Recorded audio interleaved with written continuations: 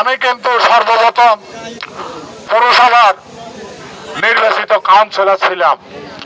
আমি 5 বছর দায়িত্ব পালন করেছি। তখন পৌরসভা ছিল সি গ্রেড, আমরা থাকা অবস্থায় আমরা বি গ্রেডে উন্নত করেছি। তারপরে পৌরসভা এ গ্রেড হয়েছে। এ গ্রেড হওয়ার কারণে বিভিন্ন ট্যাক্স মানুষের বেড়ে গেছে। অনেকে আপত্তি করে যে এত ট্যাক্স কেন, এত ট্যাক্স কেন। আমি কথা দিয়ে যাচ্ছি, ইনশাআল্লাহ যে ট্যাক্স গুলো ধরা হয়েছে, আমি যদি আপনাদের দোয়ায় ভালোবাসায় আপনারা যদি সমর্থন দেন, আমি যদি নির্বাচন করি আপনাদের সমর্থনে যদি আমি নির্বাচিত হই, ইনশাআল্লাহ পৌরসভার ট্যাক্স আমি 50% নিয়ে আসবো।